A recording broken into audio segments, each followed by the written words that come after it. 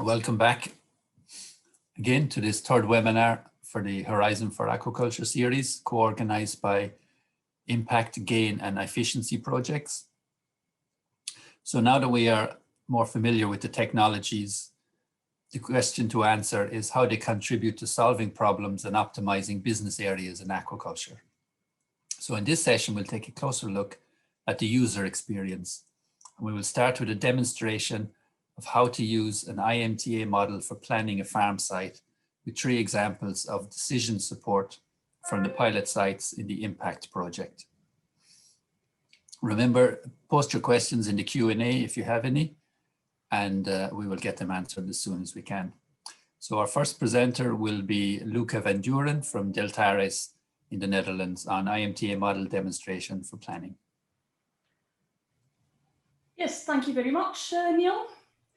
I've also been asked to, first, before I start my talk, to present the 3 sites that are going to present their user experience with the IMS. So I'll start off with that. I take it my screen is visible? Yeah, all good. Okay, that's fine. So the 3 sites that are going to present their experiences with the IMS are the Çamlı site in Turkey. That is actually one of our commercial sites. So this is a site where they have been producing fish and mussels for quite a long time. And within the IMPAQT project, they also started to produce sea lettuce.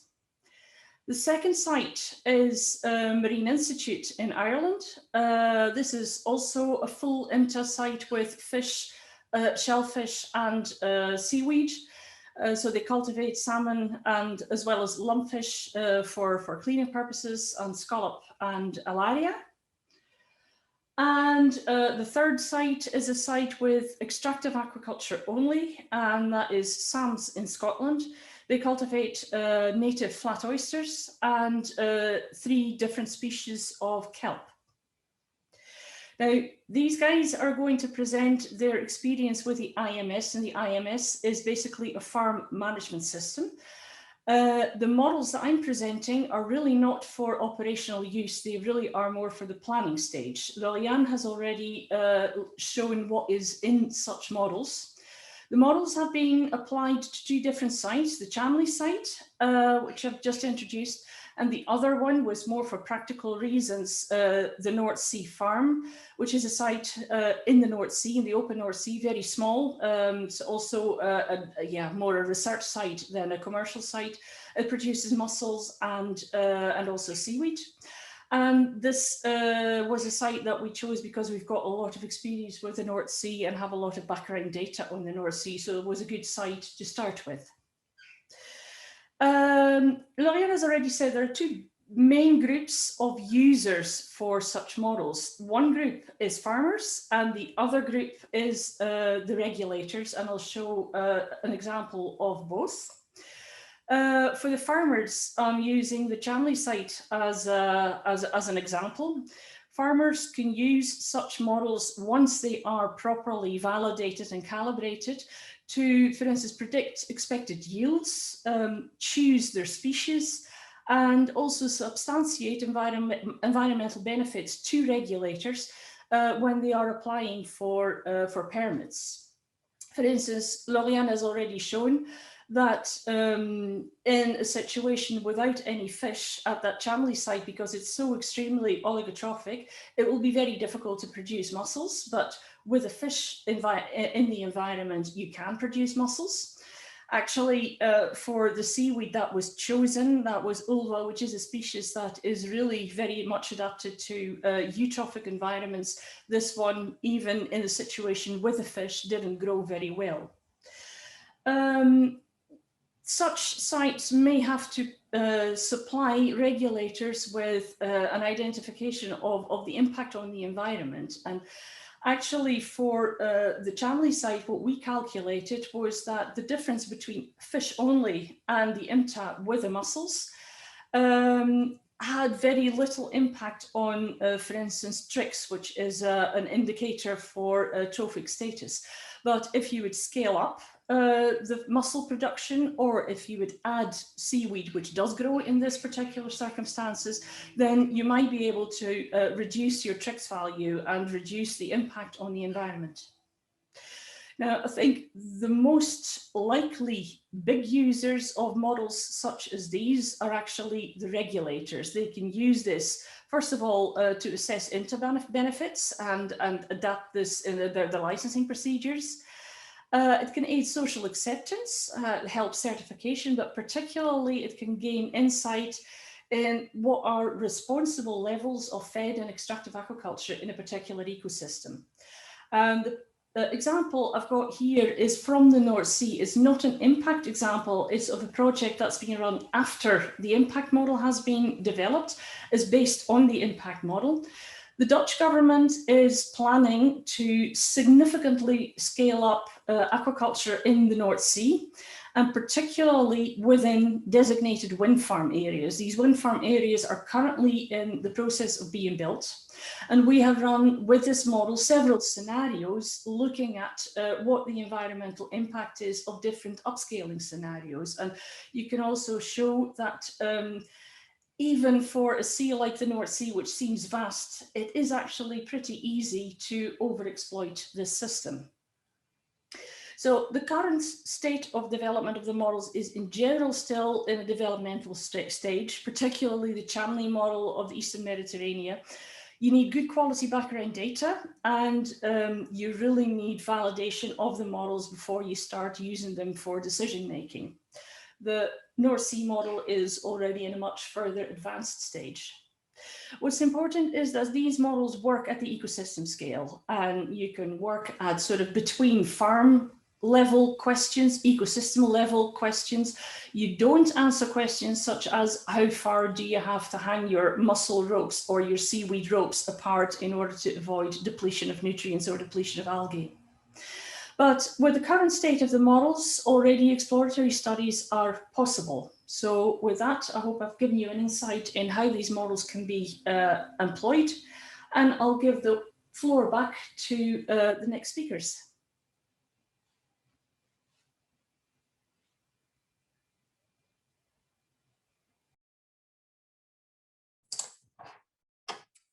Hi everyone, so my name is Joanne Casserly and I work with the Marine Institute for Samara on the IMPAQT project, and I'm going to give a quick run through our user experience of the IMPAQT IMS. So the IMS is an intelligent management system, and it's a platform designed to visually represent the data that's collected through all the smart systems through the IMPAQT project. So I'm just going to share my screen. And the system is cloud-based. It can be accessed through any different type of tablet, PC or phone, which is particularly handy when you're working at sea. So I'll just make sure everybody can see my screen here as I'm scrolling through. Give me a thumbs up there, Neil. Yeah, we can see it. So this is the dashboard itself. And it's organized into 3 different tiers. So we have our overview, which gives a general look at the site. We have our monitoring tier, which looks at the environment, the production information. Our decision making is involved into all the actions that happen at the site. So feeding, harvesting, the health of the fish. And then we have our configuration, which is the setup of the site and how we might upload data to the system and how we might coordinate any different types of settings within the system. The stock is managed by identifier as opposed to names, and this helps us manage the stock as it moves through the site. So if we're moving through pens, through a grading process, we can keep an eye on the exact stock as it goes through.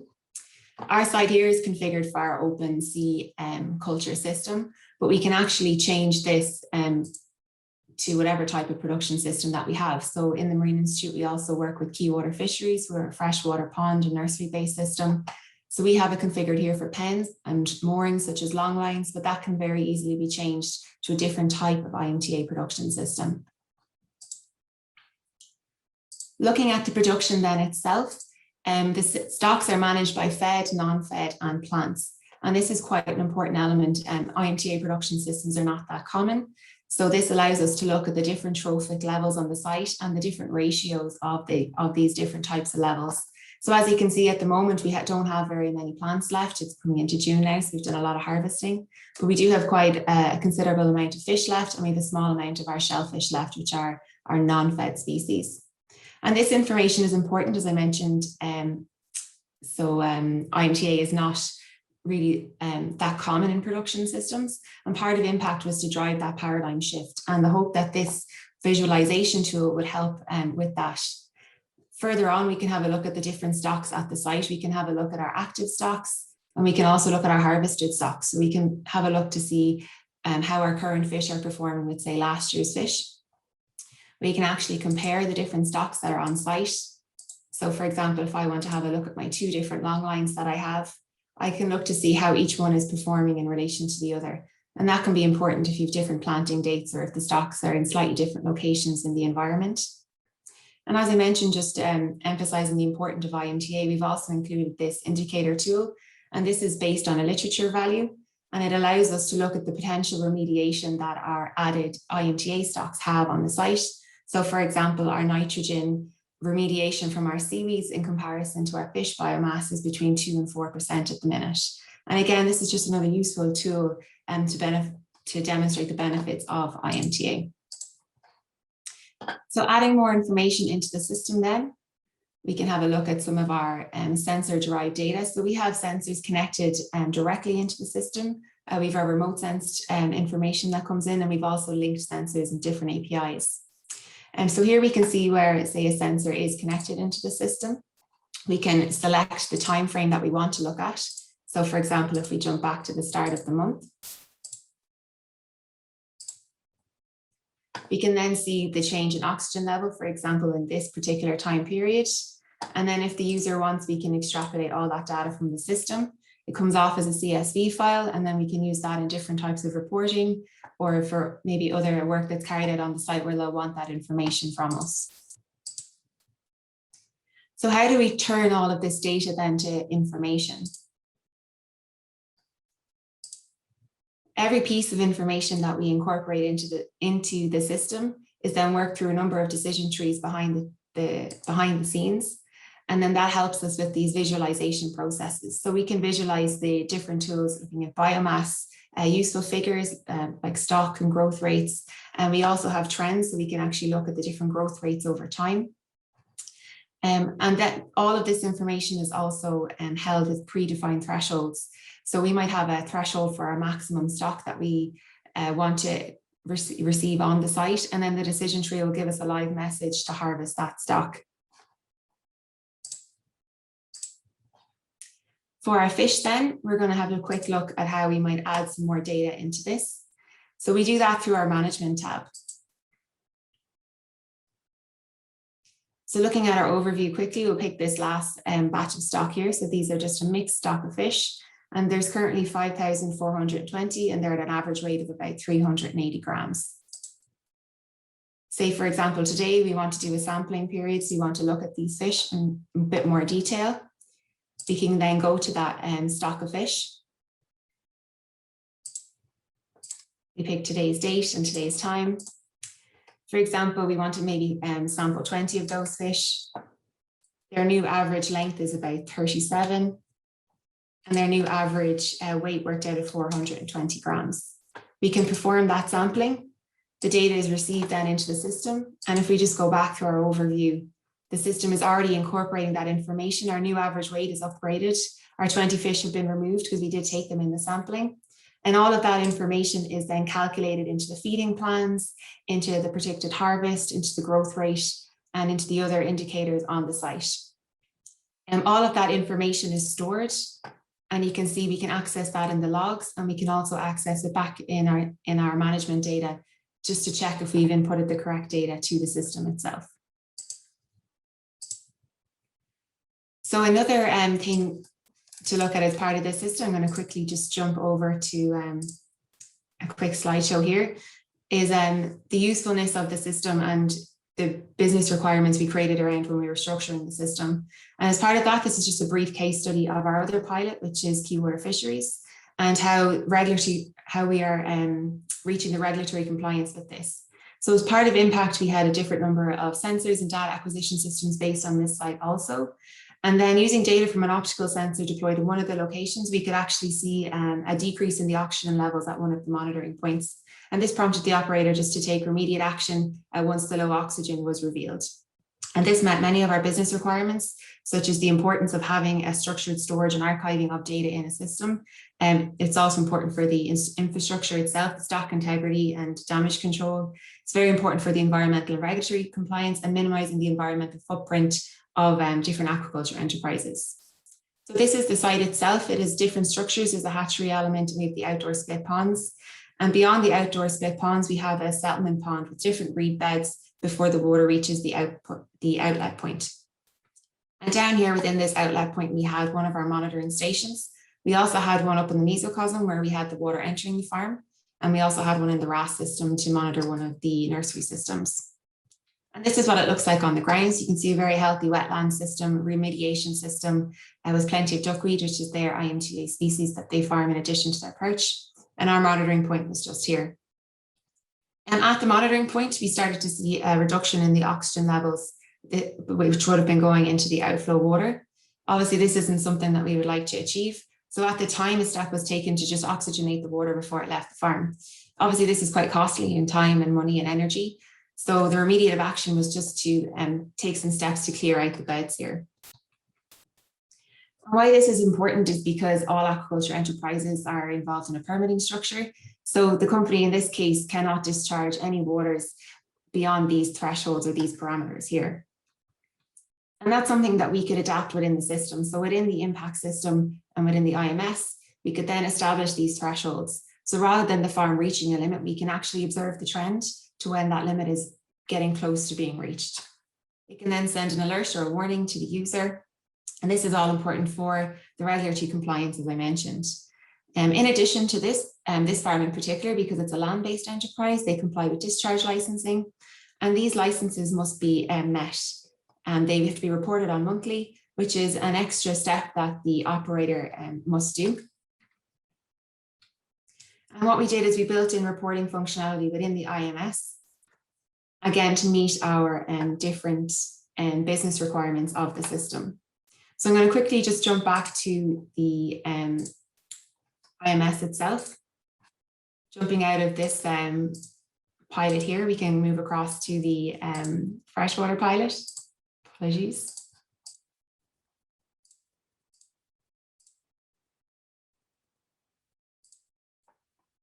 And to just have a look at the different functionality here. So if we look at the sensors, you can see the farm setup is here. You can see it looks slightly different. The settings would be different because it's going to be tanks and ponds as opposed to our sea cages.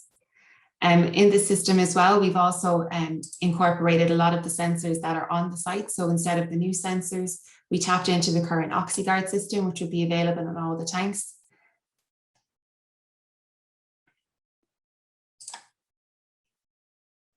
And then we can integrate that into the system itself.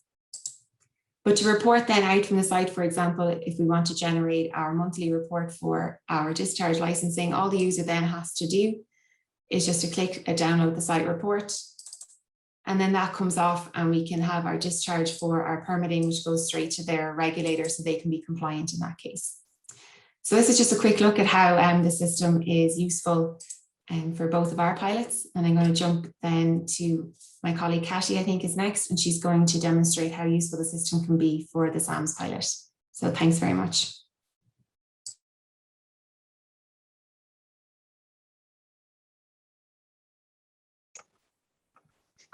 Yeah, good morning, or for some of us morning or good afternoon. Yeah, I'm gonna share what we have done at SAMS.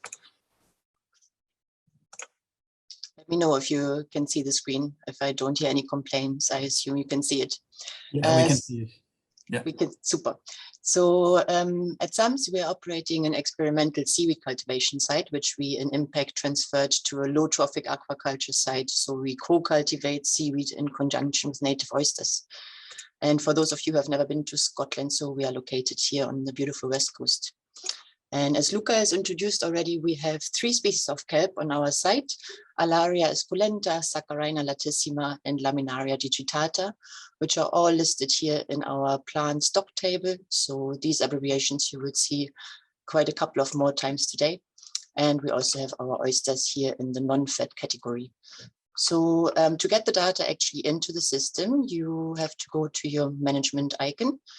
And what we do is every 2 weeks or so during the peak growth season, we go to the site and actually collect biomass to bring that back home to the lab and assess it for certain performance parameters. That includes the average weight, the average length, the morphology of the plants, the biofouling, and many, many more. So when we perform the sampling visit, we go to Husbandry and we select our stock we visited from our drop-down list. And then it's the same as Joe has already demonstrated before. So you just enter your values. For the amount here, we put in 1, and that reflects that we have sampled from 1 meter of seaweed growing line. And in addition to our seaweed sampling and oyster sampling, we have our environmental monitoring. So, and here it's a mixture of the autonomous data that's coming in live into the IMS, thanks to our sensors, but also remote sensing and manual data. So in seaweed, for those who are not aware, they need only a few parameters to grow well, but importantly, they rely on temperature, they rely on a good light intensity and good values of photosynthetically active radiation so they can photosynthesize. It's important that they are in a not too exposed site, so the water current and the wave regime has to be appropriate for them. And together with nutrient data from the water, that makes the seaweed grow. And just to showcase you some of these parameters, so this is just the index, or sorry, just a time series for the photosynthetically active radiation, which we are recording at 1.5 meter depth, which is our preferred seaweed growing depth here at SAMS. And as you can see, overnight, the values are close to 0, whilst during the day, they're much higher when the sun is out. And for chlorophyll A, that looks like this these days. But as Joanne has already showed you, you can always go back further up and you can actually select the time span you want to show. So here we could say we want to have a much longer view than just the past 3 days. And we can do that by just selecting the time. It sometimes takes a few seconds. There we go. The remote sensing is basically shown the same. So here, obviously, we don't have remote sensing for every parameter we monitor, but for some important ones, so chlorophyll A being one of them. And it summarizes in the top the model outputs used for this remote sensing parameter, and it gives you a mean value and standard deviation. And it's also plotted below just for simple visualization. And the same applies to salinity. So it's always sea surface, then also sea surface temperature and other parameters. And the manual data, that's the key. So, oh, now we are hanging.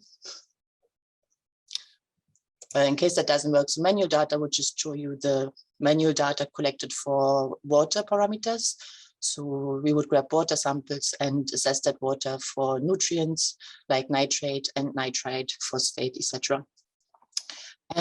So once you have all your data, you have your seaweed monitoring and oyster monitoring data inputted into the system. You have all your environmental data. The first thing which is important is, let me just refresh that. Somewhat is hanging now.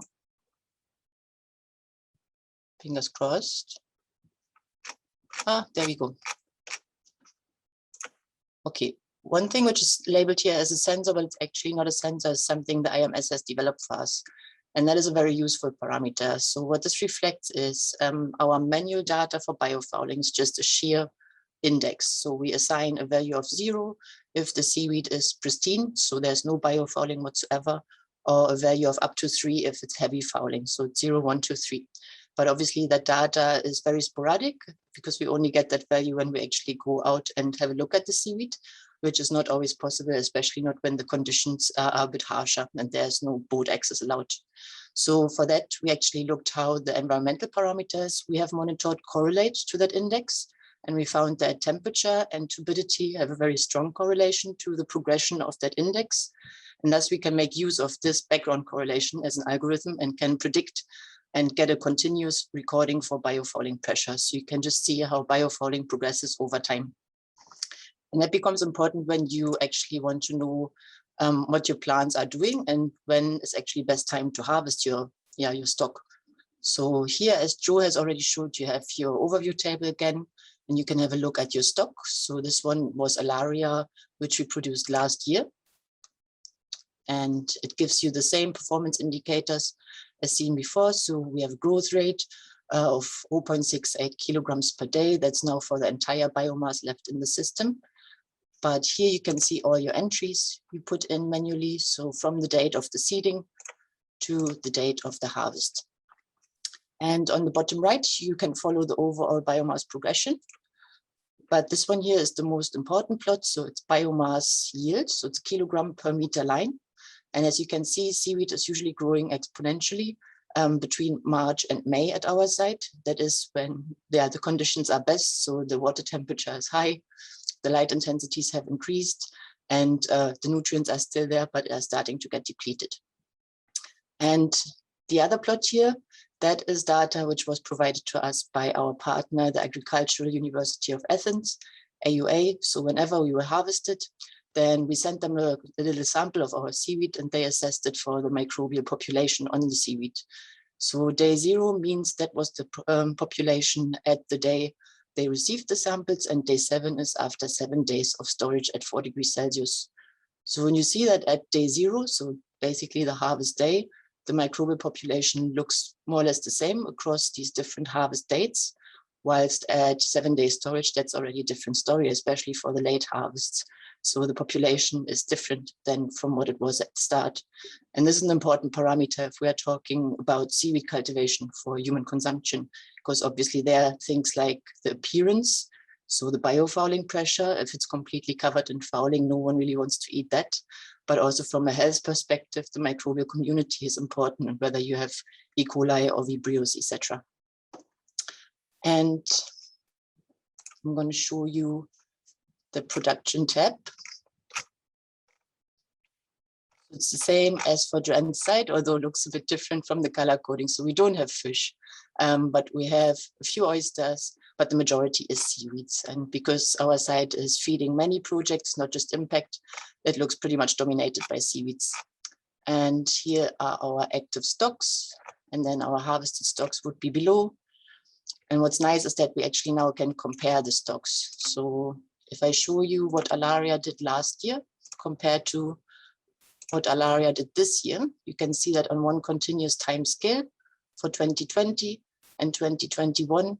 And what becomes quite obvious on the first side is that you have, again, this exponential growth for the same time period in both years, whilst the stock this year produced much, much higher biomass. And the same applies for Saccharina, but even more. So we actually had 5.5 kilograms last year at harvest time. And this year we reached 11, so it's double the biomass. And the interesting fact here is we haven't really changed anything in our way how we produce the seaweed. We deployed the seaweed a few days earlier this year, but it was only a couple of days. And the major difference here is the environmental parameters over winter and over spring. So it has been less wet this winter than past winter. And it has been much warmer also this spring than in the past spring. And all this information, one more thing I wanted to show you, because what you also can do is overlay different species. There we go. So Alaria is blue and Laminaria is the red one. And whilst Alaria has already leveled off in its growth performance, Laminaria is still going for it. And with all this information, so just remember what I showed you. So you have your environmental data, you have your sampling data, you have your progression in your biofouling, you have the progression in your microbial community. And all of this data, basically the acquisition, was translated by the IMS into a data-supported decision-making. And now we can actually apply that decision. What the IMS does, it actually proposes a potential harvest date for you. So here it would say, would you like to harvest on the 1st of July? And you can either accept or decline that option. And if you accept it, let's hop to July. Then the plan is created and it shows now here, go and do your harvest on the 1st of July. And I think that's me, and we can continue with Seyma and the Çamlı pilot. You can see my screen, right? Yeah, you're good to go. Great. This is Seyma, Tarkan, and I'm working for Çamlı pilot. Çamlı, which is an industry fish producer working on the offshore conditions. I would like to show you the use of IMS in the IMPAQT project as an industrial user. When we go to the overview, we can see the stock table. We can see the fish, fat species, non-fat species, and plants. I want to show you mostly the fat species today. Those are the stocks, fish stocks. Those are the stock codes that we have been using. We can see the average weight in the table and the total stock numbers. When we go to the inspect, before that, I would like to show you the environmental monitoring data as well in the first overview part. We can see the wind speed in the time-based, and also we can see the dissolved oxygen levels in the plant, and also chlorophyll, turbidity, temperature, and salinity. When we go for a certain party, we can see here the stock population and the biomass, and the mortality rate till now, and the growth rate kilogram per days. And when we go to the chart below, we can see the biomass increasement regarding to the weight sampling data. And we can see the average weight changes in time. And we can see also the feeding amount. We plan to feed fish with the certain amount regarding to the certain calculations, and we have been following this plan, and the real feeding activity is occurred very close to the planning one. Yes. In here, we also could see the stock welfare indexes. And in this part, we have also the live messages coming from the IMS.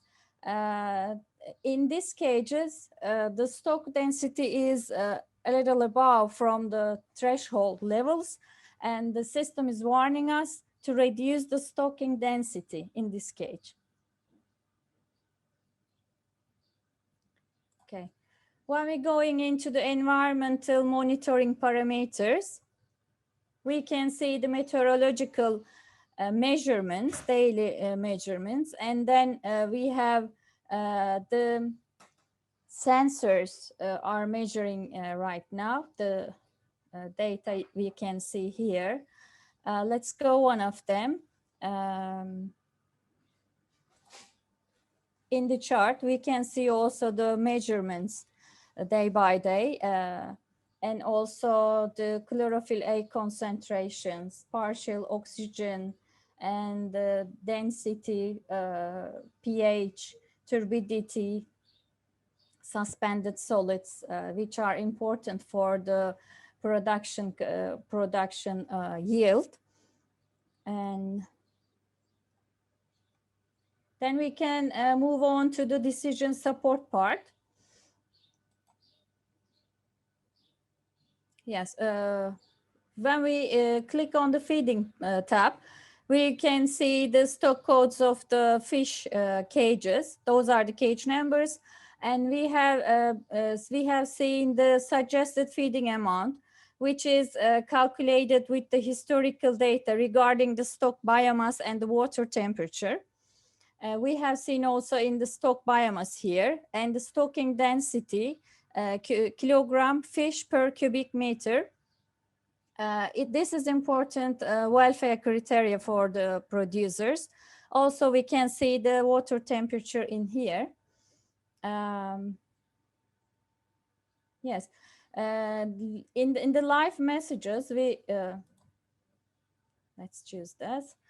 In the live messages for this cage, the system warning again the producer to reducing the stock density, and other live messages could be seen in the screen. says the fish tells about the fish behavior and environmental conditions.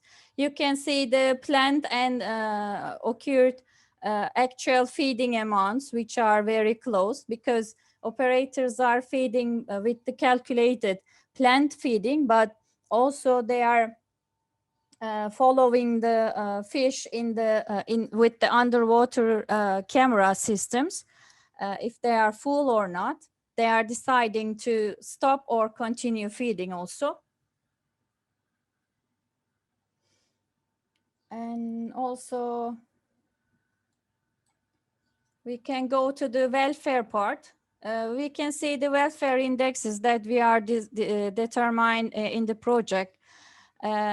So we have been analyzing behavior, fish behavior, infrastructure, fish condition, environmental criteria, water quality criteria, husbandry criteria, and feeding.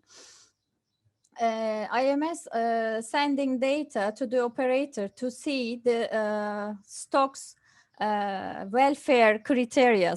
As we can see here, the KBF20 cage has a low feeding welfare index. It's a 20% because of the stocking density. It says that we have to be careful for feeding in this cage. Yes, when we going into the underwater and surface cameras,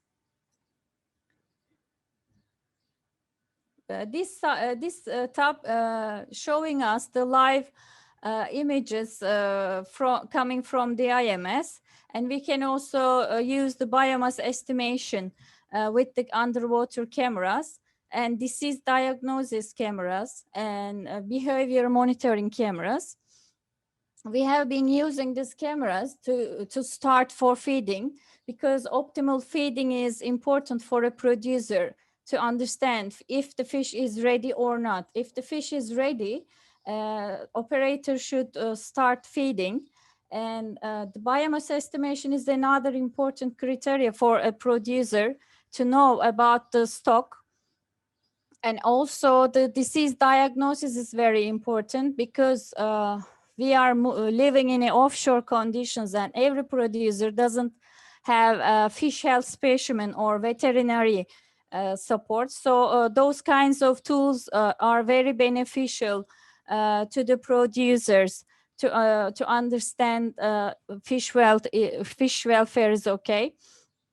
This system is analyzing of the scars in the on the fish, pop eyes, and the darkening in the color skin, some criteria like that.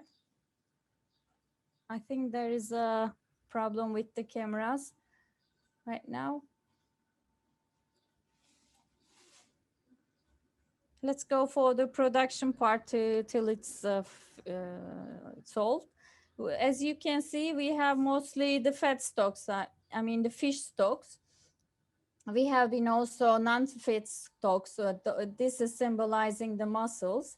And we have also the plants. We are not successful on the plants because IMTA systems designed regarding to the water conditions and the natural species in the environment. So we choose the ulva for a plant, but the strong current prevent them to grow very well. And the place that you have put your plants is very important. If you have very close, if you install your plants very close to the fish cage, they could emit the nutrients from this cage.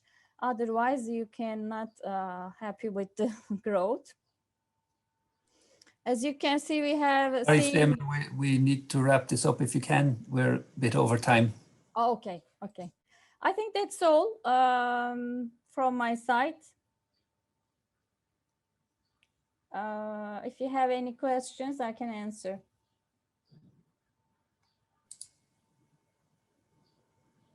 Thank you, Seyma. Sorry, apologies, but it's okay. It's okay. We are 10 minutes over time, and we are now moving forward to learn more about the tools developed by the GAIN project to improve decision-making and achieve precision aquaculture and shellfish farming. And our first speaker will be John Isley from SAGREMARISCO. This is a very ambitious matter. First of all, let me introduce myself. My name is John Isley. I'm a senior researcher with Seyma, which is a research centre at the University of Algarve in the south of Portugal. However, today I'm representing my company, SAGREMARISCO, who is a partner with the GAIN project. I'm a partner because I've been working for a substantial time at the interface between research and the industry. The very ambitious title, Tools for Precision Shellfish. I'm mainly going to focus on one tool in this talk, but we'll give you a taste of the other ones that we are hoping to use. This just summarizes what my company does. I'm only putting it here because there's a lot of been working in this area since 1987, so we have a lot of data for it. We're collaborating where you see the square on the left image, which is the southwest point of the Iberian Peninsula, an area called Sagres. The white point is a big concession for offshore aquaculture, long line system for mussels. That very calm looking image of the port is, yes, it's not always looking like that because it actually faces America. So if you imagine, the Atlantic storms can be fairly savage. At the bottom right, there is an image, but I can't actually see it on my screen because it's covered with all our, the product from this area, which is mussels.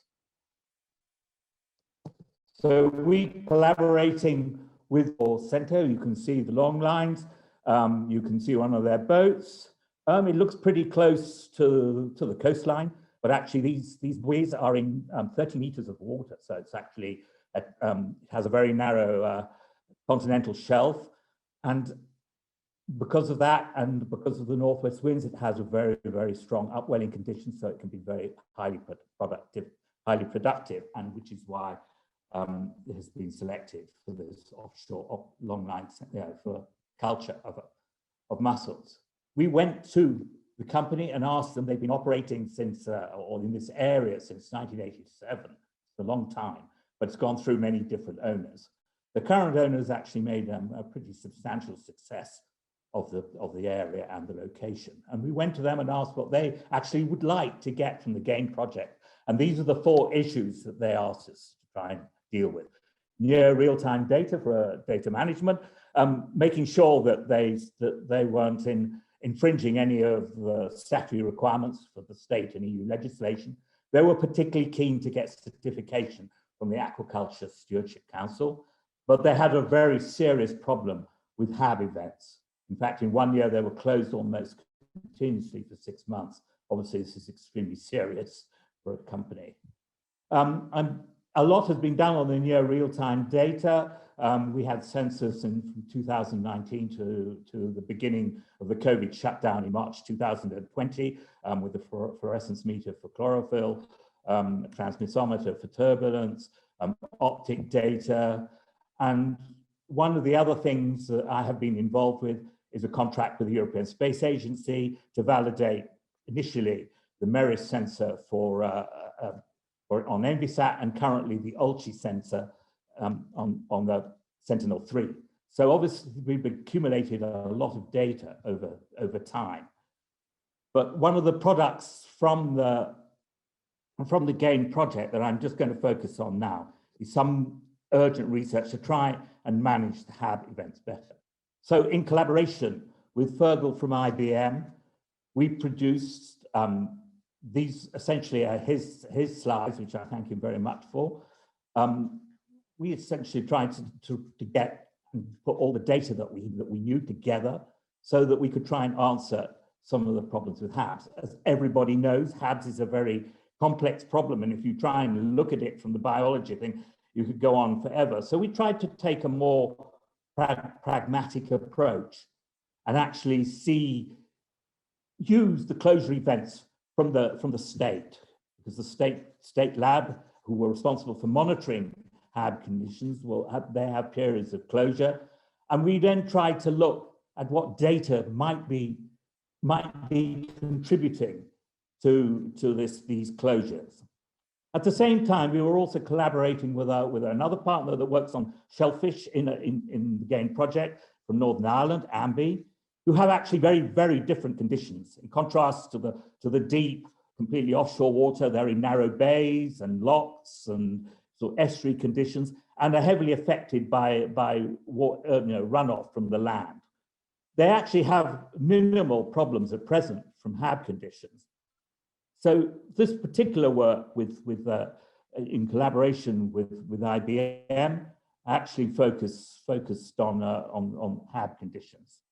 So going back to what Fergal had introduced earlier, essentially the data is sort of historic site closures, a lot of in situ data and other data that we've accumulated since for over many, many years at the site in Sagres, weather data from various sources, and like Copernicus, and then introducing it into the machine learning procedures, which Fergal is much better able to answer, and I think he actually presented this particular part in the middle on machine learning.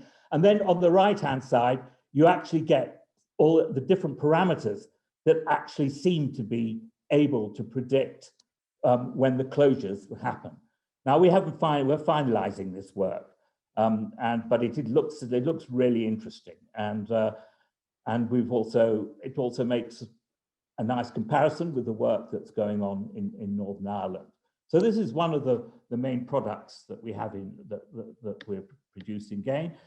Other ones I will be working closely with Longline, for instance. Dr. Joanne Gomes-Ferreira mentioned AquaSense. We're hoping to try and put the data that we've accumulated from the pilot site at Sagres into this particular, into his AquaSense procedure. Obviously, we have a little bit of time now between the end of the project in October, and I'll be collaborating closely with the company in July to make the maximum use of the various products that have been developed in GAIN. We haven't only been dealing with this the company at Sagres.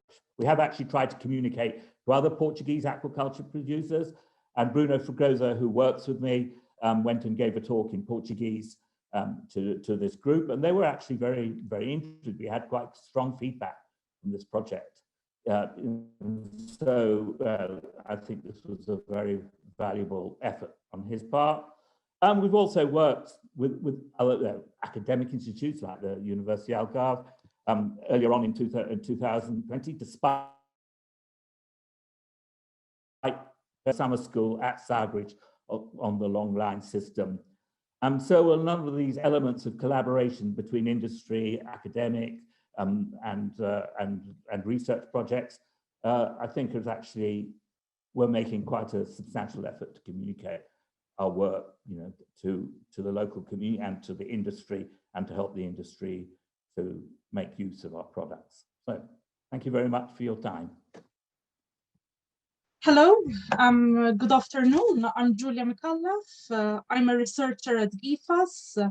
We are both a salmon producer and a private aquaculture research station based in northern Norway. We are also a partner in the GAIN project. So to start off my presentation, there's a lot of data generated on salmon farms, ranging from environmental sensors that are becoming widespread and a commercial standard to have in cages, including temperature, current meter, salinity, oxygen, etc. In addition to this, biomass is also heavily monitored in salmon cages, either continuously or on a per need basis.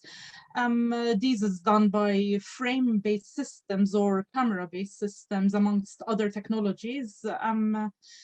Acoustic data, like from sonars, are gaining some popularity. You have KGI and aquaculture biomass monitor that are both commercially available in salmon. And these give data as what you can see on the right side of the screen, a heat map which indicates the distribution of the fish along the depth of the cage.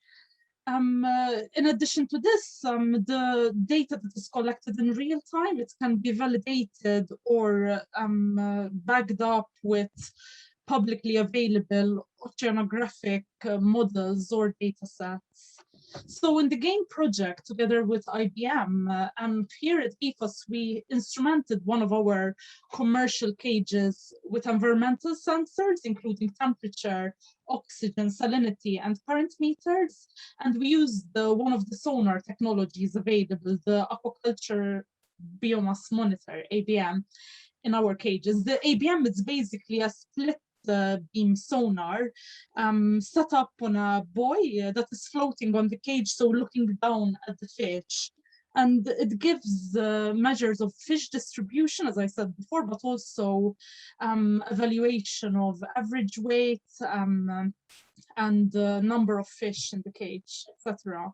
All the collected data had to be curated and quality controlled, basically. So the temperature, the environmental sensors were especially prone to fouling underwater, and this caused erroneous measurements to be collected at some points, but these were backed up with publicly available data sets. So now I will try to show you a demo of the software that Fergal at IBM has developed as part of this project. I hope you can see my screen. So the aim of this part of the aim of this task was to make an interface that aquaculture manager or an industrial biologist like me with no knowledge of programming languages and heavyweight computer languages, right? That I can upload data from the monitors in the cages and analyze them without having to learn programming languages. So as you can see here, in data assets, I have the facility to add the raw data from my sensors in a, like as you can see here, in a CSV format by dropping files or browsing through the file explorer.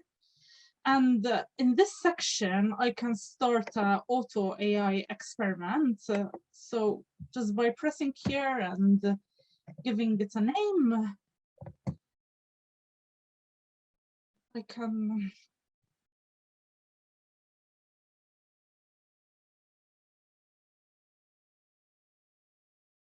yes, so now in this section, I select the data from my sensors that I want to input in the model. So I select the one that is already uploaded there. So as a predictor, I will choose output, and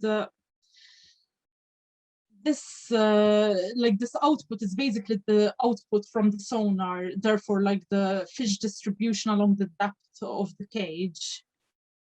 So I can go also to experimental settings, data source, and I can filter out parameters that I don't want to include in the analysis. So for example, I'm going to remove the timestamp so I can concentrate on the environmental data in the data set. Well, now I just press run experiment, and this will go for a while. So I also have a ready-made experiment that I can show you.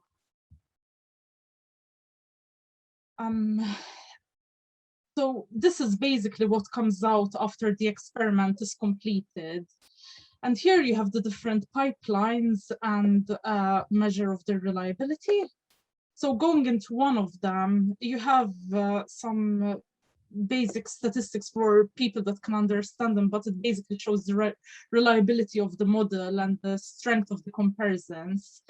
And something that is quite useful to us in the industry is like this output here, that it basically says that the salinity parameter was the biggest driver of the fish behavior or distribution in the cage.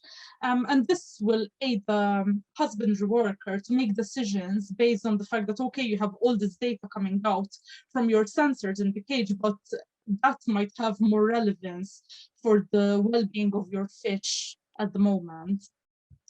So if I can go back to my presentation, I will conclude. So I'm just going to end by like a bit of perspective from the industry. The technology in salmon cages is on the increase. So since we participated in this task again, cameras and a wide array of environmental sensors have become a standard practice to have in each cage. Like, while simple decisions can be, simple conclusions can be easily inferred by the husbandry workers, sometimes it can almost be overwhelming on the data that comes out. And this software that IBM and GAIN are developing, it's is needed in the industry to make even more sense of the data that we're collecting for the benefit of our fish, for their growth and commercial value, but also for their well-being. Our opportunity to use the sonar, it was very exciting and good, and there's a lot of potential in this kind of technology. However, the heat maps that are produced in the output of sonars, it's not easy to interpret by the husbandry workers, and therefore, again, like the software that was developed, that you can see what the drivers are to the depth, swimming depth of the fish, it gives more sense to the data that is created by the sonar. In the future, we would like to see this model applied in a more biologically and industrial relevant way. So, for example, to have applications in monitoring of welfare of the fish, as well as feeding and feeding intensity and meal duration. That would be very useful for us. So I thank you for your attention, and that was all from my part. Thank you very much, Giulia and John, and a big thank you for getting us back on track with the time as well. Much appreciated. Just a quick reminder to all our attendees that please submit any questions you have into the Q&A. It's gone a bit quieter than it was this morning, so we would welcome any questions that you have or any comments. No such thing as a silly question. We will now end this session by finishing up with some presentations from the iFishIENCi project on the application of technological innovations with 4 experiences from this project. And we will start with our first speaker, who is Jesper Heldbo from OxyGuard. Yes, thank you very much. It's nice to have the opportunity to present some of the results from the iFishIENCi system, which OxyGuard has been involved in since the start. During the project, we have developed technology able to capture data through sensors, mobile phones, feeders, pumps, and other equipments able to transmit data or to punch it in manually.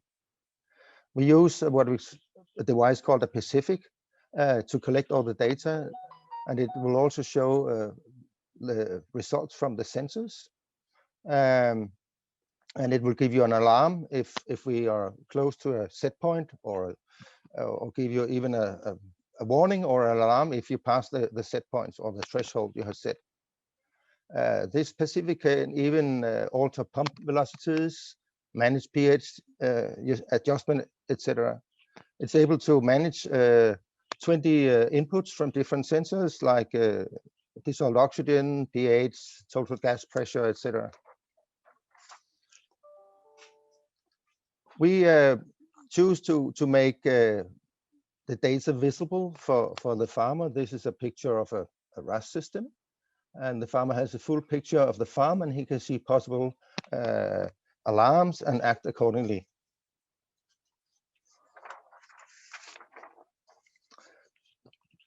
There's a lot of ways to show the data collected and what we have calculated from the data. So this is an example of a dashboard that shows the actual farm, and you can see status for every tank. That could be water quality parameters, the number of fish, the total biomass, mortality, amount fed to the fish, etc. We can also predict feed consumption, the growth, the harvest size of the fish, and time for harvest.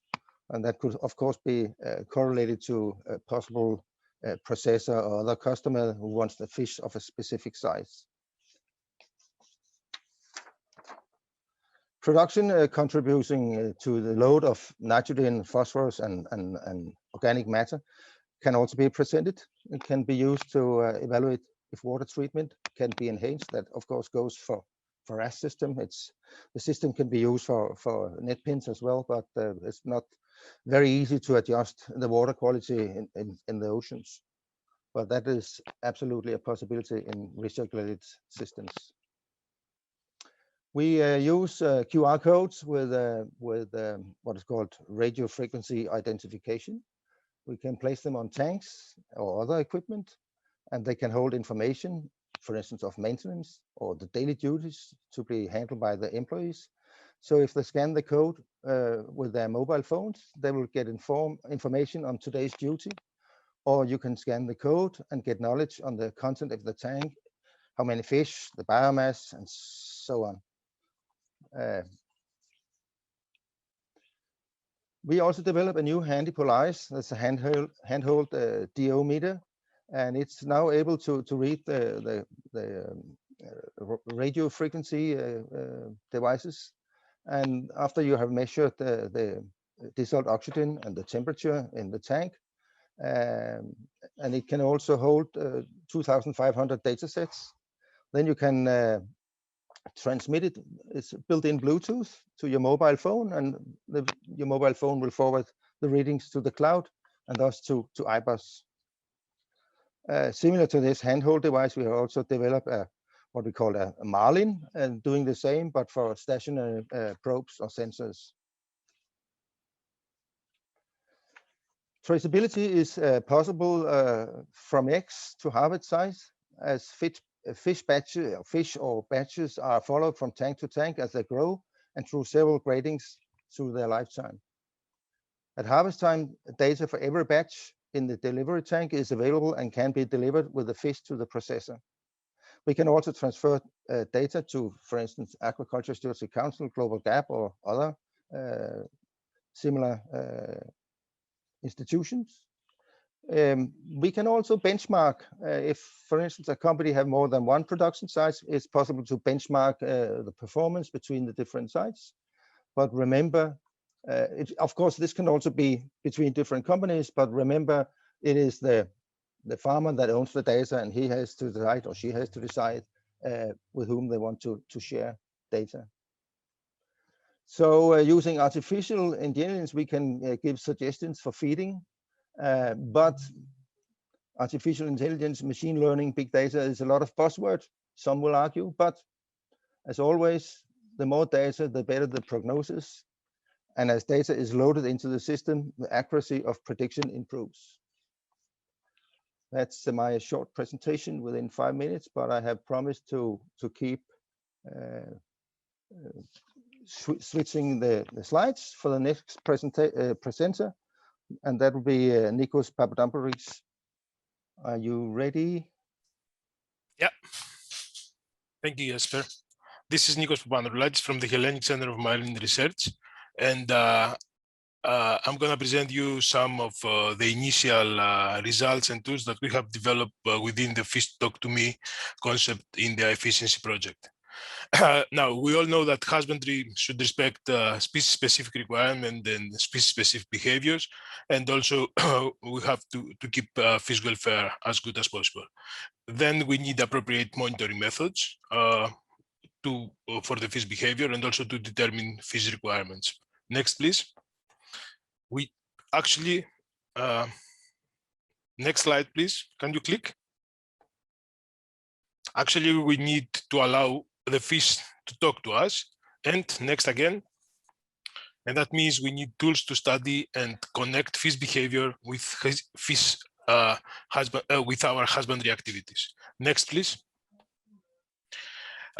Some of the iFishIENCi work is emphasizing feeding behavior towards smart feeding. We use different tools that I'm going to present later, and we are looking for indicators to measure, like the distribution in depth, the cohesion, the exploratory tendency of the fish, the speed variation that they have, and their directionality and polarization.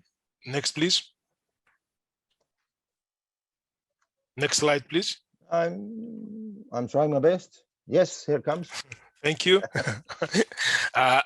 We did some work in 2 experimental sites in a RAS system and also in net pen cages in our pilot farm. Next, please. And the tools we used are sensors from both OxyGuard and Biomass in RAS and also in the cages. We use cameras for both systems, echo sounders, and we have some, we did some work also with acoustic receivers for acoustic telemetry experiments. Next, please.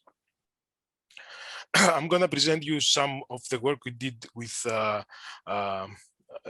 trying to track individually the fish, and both in RAS and in cages. And the methodology we use is standard. We pre-process the images, then we have a background subtraction, a filtering process, and then we associate the fish.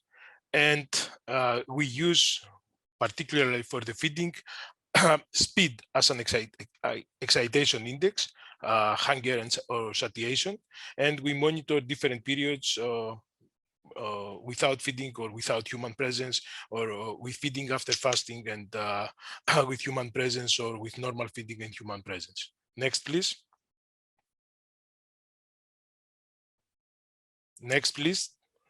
I'm trying, I'm pressing the button.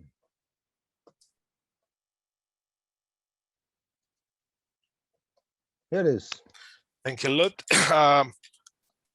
As I said, we use also acoustic telemetry to monitor our fish in the cages, but we have an ongoing trial now, but we had also performed a pre-trial asking whether tag implantation affect the behavior of sea bass.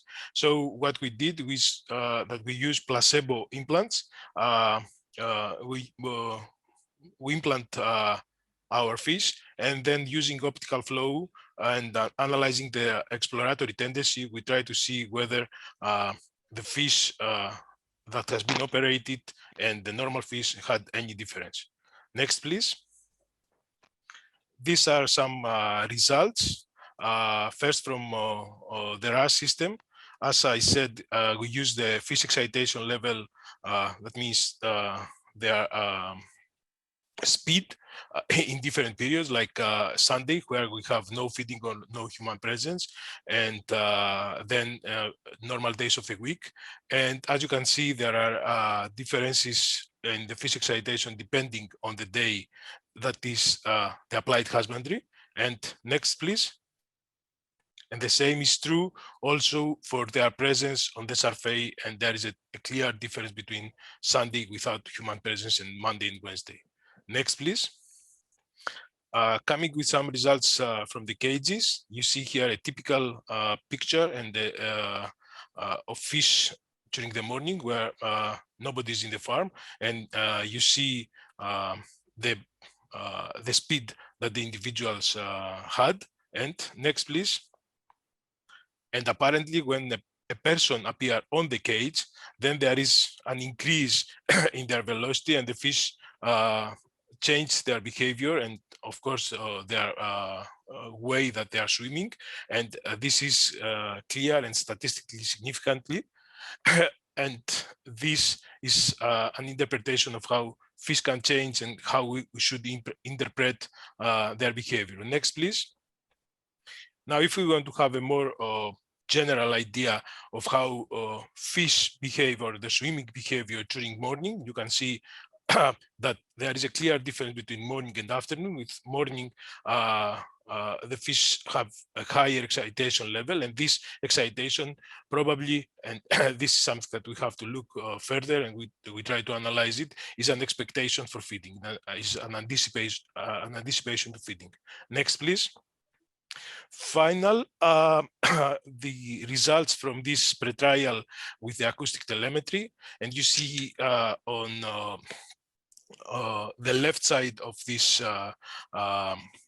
slide how the treated individuals change their exploratory behavior, and starting from a small part of the tank, increase their capacity to explore almost the whole of the tank during the next period of almost 2 weeks, while there was still a significant difference between the treated and the control group for the distance between the individuals, that is the cohesive behavior, and the treated group remain highly cohesive.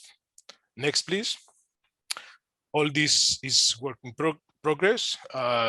We collect information and we collect results, and we expect to have more results soon. I would like to thank my colleagues for helping in this work: Dimitra Georgopoulou, Voskakis, Dimitris, Orestes Avrakidis, and Michael Asderis, and also you for your attention. If you have any questions, I will be glad to answer. Thank you.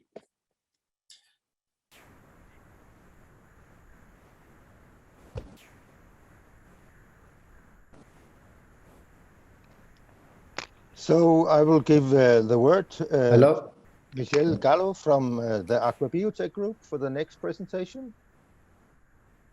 Hello, can you hear me? Yes. Hello? Yes, we can hear you and see your presentation. Okay. Okay, perfect.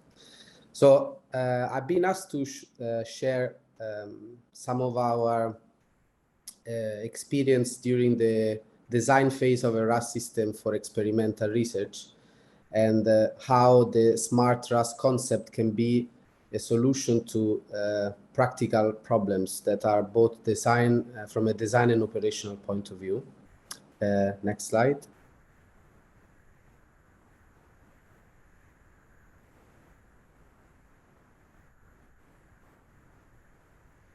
So today in this short presentation, I will talk about one of our last projects. We are currently designing the biggest shrimp facility in Latin America for one of the biggest feed company.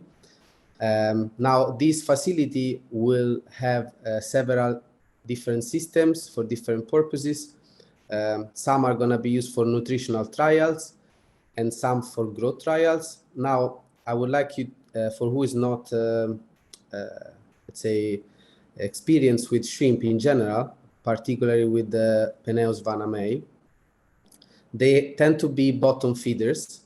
And in general, some of the experiments tend to test the effect of different salinities on these streams. Now, on top of this, we have to consider that juvenile shrimps, they suffer when there is a high velocity at the bottom of the tank.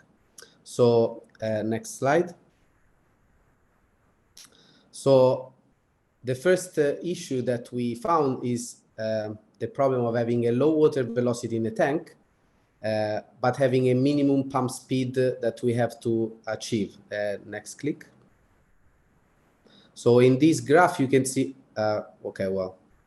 in the right graph, you can see the flow and the pressure of one of the pump. Now, when you design a RAS system, you have to design for the maximum flow. But in this case, the client asked us to consider what was the minimum flow of the system as well. Now, when you run the same system at a minimum flow, you have several issues. The first one is the pump cannot cope with that low flow. Then the UV can overheat because there's not enough water passing through. And at the same time, you don't want to install too many pumps because it will cost more for the client, it will cost more to run the facility, and it will make everything more complicated. So how we solve this problem of keeping a minimum pump speed? We install a bypass in the piping system, so the tanks can run at a very low flow, as minimum as possible, even completely without flow. But the water is keep on recirculating inside the outlet of the system. So in this way, we manage to maintain the drain pipes constantly clean and avoiding sedimentation in the pipes.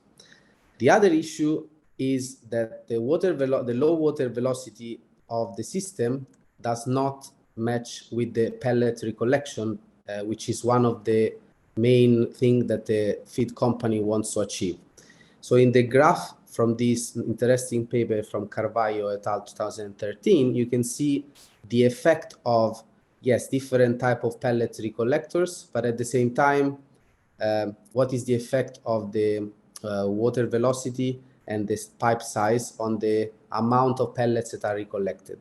Now, since they want to test feeds for very small shrimp, these pellets will never leave the tanks if this is the water velocity that you need to keep constantly.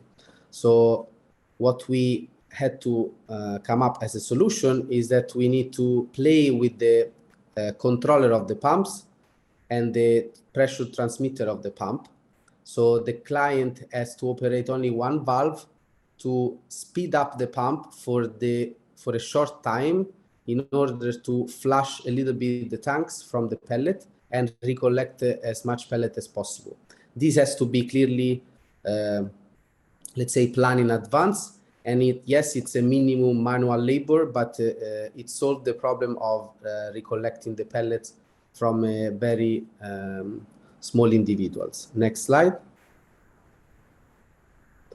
Another issue that we had was in a very warm environment like Latin America and with warm water in general, we have high evaporation. Now, high evaporation of the water does not match with the stable salinity of the system because you have to constantly top up the systems. Now, if you top up the systems with the same salinity, the water with the same salinity, you will have a constant increase in the salinity. If you do it with fresh water, you're actually going to have constant dilution. Click. So what? Another click. So what we did is we had to play with the automatic top-up system of this our RAS. So usually, and this is something that we always include in our design, we use a level sensor. And when the level of the water in the biofilter goes below a certain level, the water is automatically added. So there is an automatic valve that is open and keep on refilling the biofilter until a certain point. Now, we had to add another level of control and we had to play with the monitoring control system. So what we did, we programmed the monitoring system to have two levels of controls. The first one is the level of the water, and the second one is the salinity of the system. And in this case, we are using an OxyGuard salinity probe, actually two OxyGuard salinity probes. So what we are doing is the system will automatically add water, but before doing that, it will decide whether this, how to adjust the salinity. So it will open a little bit of the fresh water and seawater line to maintain the salinity stable over time. And this option saved a lot of problems to the client who initially wanted to have separated reservoirs for fresh and seawaters, or even individual reservoirs for each different experimental system. Next slide. So in general, we consider a smart RAS a RAS that can be high-tech, but it doesn't have to be expensive. So it can be, in a way, low cost or with a lower investment, let's say. And the most important thing, it has to be simple to operate. Now, from a research point of view, there are certain features of the system that are not matching with the operation of RAS. So you want to run a RAS system at low flow, which will keep your pipes probably with a lot of sedimentation. Your equipment are not able to run at a very low flow. And you're going to have other problems, let's say. But trying to apply a concept of smart RAS and using the technology like the monitoring system and the automation of the system will help the client try achieving as much as possible these goals, and trying to also start doing research. For example, shrimps have been often farmed in ponds, not in RAS. So it's a new way of trying to farm shrimp, which is not necessarily matching with all the biology of these organisms, but we can always try to adapt the system to the species that we are farming, and we can do it without necessarily increasing the capex of the entire system, and maintaining also a simple operational procedure. Because in the end, if you're not able to run probably your RAS system, you won't choose to have a RAS system as well. So this is another important aspect. Next click. So this is one of the concepts that we are trying to develop as part of iFishIENCi, and is the integration of all the technology that we have available nowadays, but not just trying to fill a RAS system with all the possible technology, but trying to do it in a smart way. So you can design with the same principle a salmon hatchery, super high tech, and a very low cost tilapia hatchery in developing countries, for example. Thanks for your attention.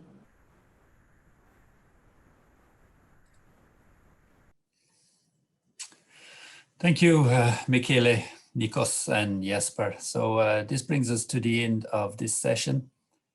We are now going to have a short break until 30 minutes past the hour, where we will reconvene with a final roundtable discussion with our panelists, and we will talk about the opportunities, challenges, and benefits offered by the technology for sustainable and efficient aquaculture development. So please, if any of the audience or panelists have any questions, please put them in the Q&A or the chat if you don't have access to Q&A. And hopefully we will have a fruitful discussion for the next 20 minutes. So see you in about 7 minutes time. Thank you.